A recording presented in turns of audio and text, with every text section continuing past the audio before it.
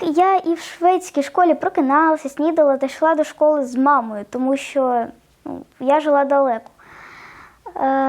Я йшла до класу, розкладала свої речі на парті та чекала вчителя в класі. Приходила вчителька, починала урок. Уроки в нас максимум 45 хвилин. Я прокидався набагато раніше, бо мені треба було їхати 2 маршрутками в школу. То була кожна маршрутка з кінцевої на кінцеву. Мені треба за місто було добиратись 1,5 години. Там уроки були по 45 хвилин, бо тут по 1,5 години звичайні уроки. Кожна перерва там були різні, 15 хвилин, 30, 45.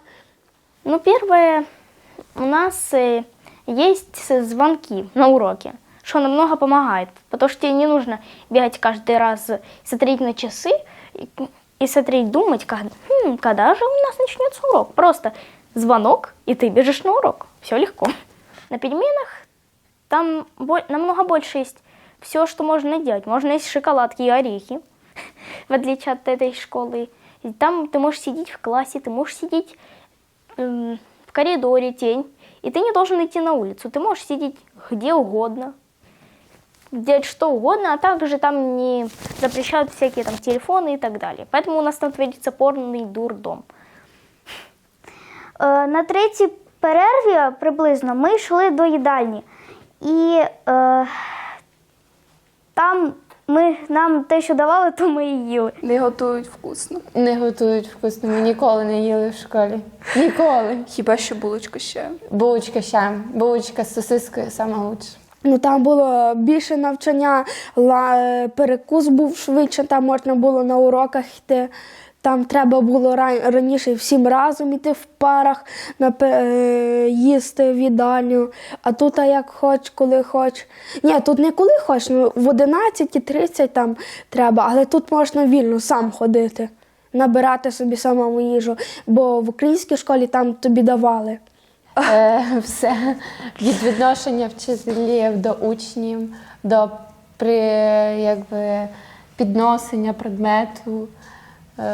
Важча програма вдвічі. В принципі, крім відношення вчителів, важкої програми і їжі в школі, У мене трохи відрізняється.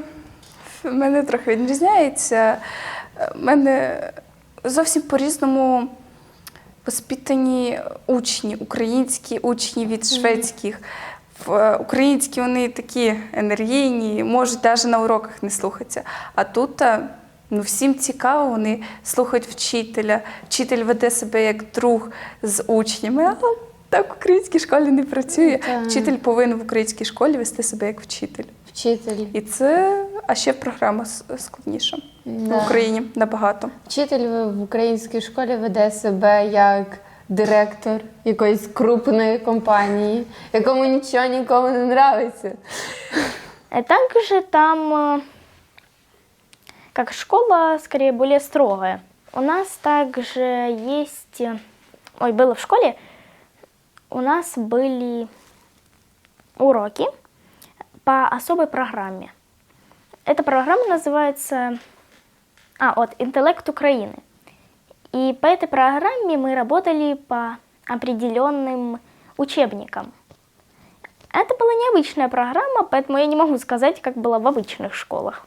В Україні, дуже багато задавали домашки, дуже. Тут взагалі не здають. Чуть-чуть. Ми вчимо мову, задають. Вчителі вже були построже. Там, ми дивилися телефон, а тут не можна дивитися телефон. Це було дуже тяжко в неї вчитися, дуже багато домашніх завдань, дуже сильно тяжко було з нею.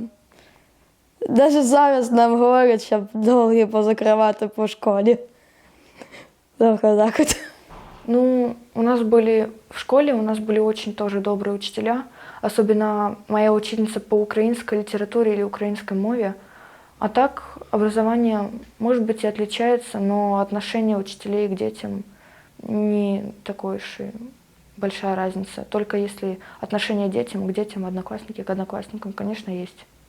Ой, я вообще в украинскую школу ходила только из-за... Ну, мне очень хотелось ходить туда из-за того, что я перешла тогда в новый класс последний год. Вот, и мне там нравились люди, мне было приятно с ними общаться.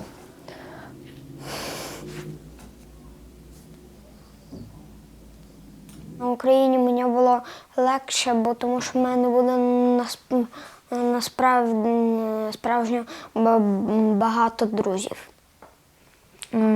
С одноклассниками в Украине я общалась, но не со всеми. У нас были как бы компании, ну, кто-то с друг с другом, и я там с 2 девочками, с 3.